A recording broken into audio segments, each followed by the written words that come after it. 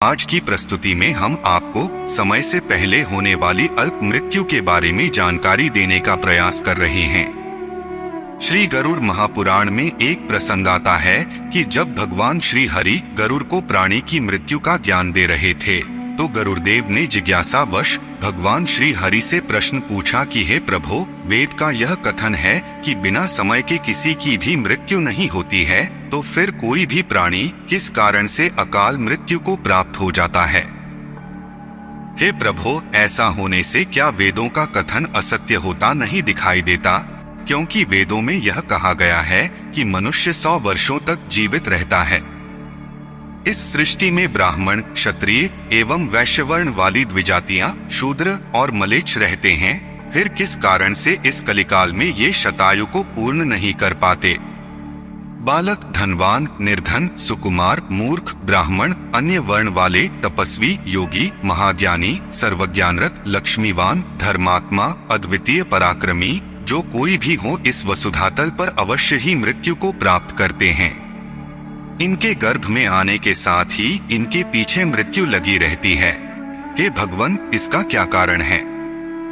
तब भगवान श्री हरि ने गरुड़ से कहा कि हे गरुड़देव, तुम्हें बहुत साधुवाद, तुम मेरे प्रिय भक्त हो, अतः प्राणी की अल्प मृत्यु से संबंधित गोपनीय रहस्य को ध्यान पूर्वक सुनो। हे पक्षीराज कश्यप पुत्र, महातेजस्वी गरुड़, विधाता द्वारा निश्चित की गई मृत्यु प्राणी के पास आती है और शीघ्र ही उसे लेकर यहाँ से चली जाती है। प्राचीन काल से ही वेद का यह कथन है कि मनुष्य 100 वर्षों तक जीवित रहता है, किंतु जो व्यक्ति निंदित कर्म करता है वह शीघ्र ही विनष्ट हो जाता है। जो वेदों का ज्ञान न होने के कारण सदाचार का पालन नहीं करता है, जो आलस्यवश कर्म का परित्याग कर देता है, जो सदैव त्याज्य कर्म को सम्मान देता है, जो हर किसी के घर में भोजन कर लेता है और जो पर स्त्री में अनुरक्त रहता है, इसी प्रकार के अन्य महादोषों से मनुष्य की आयु क्षीण हो जाती है। श्रद्धाहीन, अपवित्र, नास्तिक, मंगल का परित्याग करने वाले, परद्रोही, असत्यवादी ब्राह्मण को मृत्यु अकाल में ही यमलोक ले जाती है। प्रजा की रक्षा न करने वाला, धर्माचरण से हीन, क्रूर, व्यसनी, मूर्ख, वेदानुशासन से पृथक और प्रजापीड़क क्षत्रिय को यम का शासन अर्थात मृत्यु प्राप्त होती है। ऐसे दोषी ब्राह्मण एवं क्षत्रिय मृत्यु के वशीभूत हो जाते हैं और यम यातना को प्राप्त करते हैं। जो अपने कर्मों का परित्याग तथा जितने मुख्य आचरण हैं, उनका परित्याग करता है और दूसरे के कर्म में निरत रहता है, जो सेवक अपने कर्म से सदैव भागता रहता है, वह निश्चित ही अल्प आयु में यमलोक जाता है और उत्तम, मध्यम या अधम कोटि वाले यमलोक में पहुंचकर दुख भोगता है। रसों से अभिभूत यह शरीर अनित्य, अध्रुव तथा आधारहीन है। हे पक्षींद्र, अब मैं अन्न और जल से बने हुए इस शरीर के गुणों का वर्णन करता हूँ। प्रातः काल संस्कृत अर्थात सुपाचित अन्न निश्चित ही सायंकाल तक नष्ट हो जाता है, अतः उस अन्न के रस से पुष्ट शरीर में नित्यता कैसे आ सकती है? हे गरुड़देव, अपने प्राकृत कर्मों के अनुसार शरीर तो मिल चुका है, इस तरह यथायोग्य शरीर निर्माण रूप का आधा कार्य तो हो चुका है, परंतु आगे दुष्कर्मों से बचने के लिए एवं अपनी सुरक्षा के लिए परम औषधि का सेवन तो करना ही चाहिए। क्या यह शरीर अन्नदाता पिता या जन्म देने वाली माता का है अथवा दोनों का है?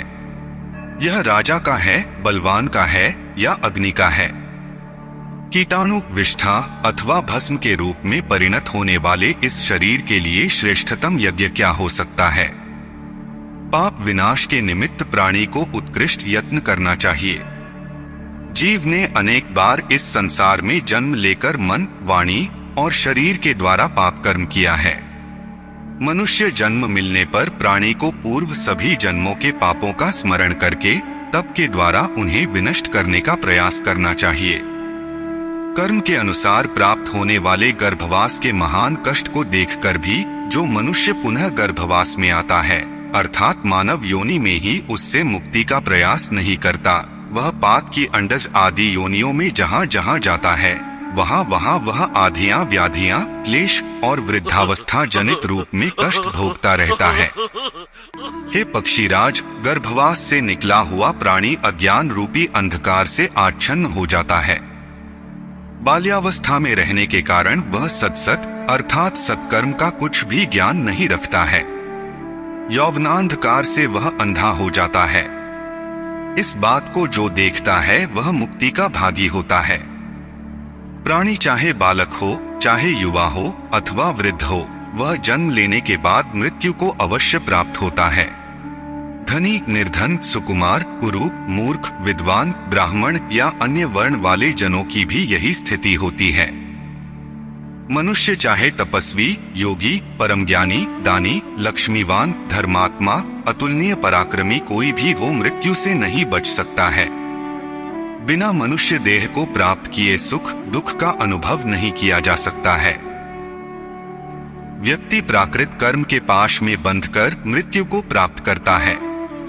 गर्भ से लेकर 5 वर्ष तक मनुष्य के ऊपर पाप का अल्प प्रभाव पड़ता है, किंतु उसके बाद वह यथायोग्य पाप के न्यायाधिक प्रभाव का भागी होता है।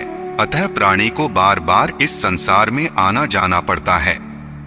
इस प्रकार इस पृथ्वी पर मरा हुआ मनुष्य दान आदि सत्कर्मों के प्रभाव से पुनः जन्म लेकर दीर्घायु होकर अधिक समय तक जीवित रहता है। तो यह थी समय से पहले होने वाली अल्प मृत्यु के बारे में एक छोटी सी जानकारी। हम आशा करते हैं कि आपको यह जानकारी अच्छी लगी होगी।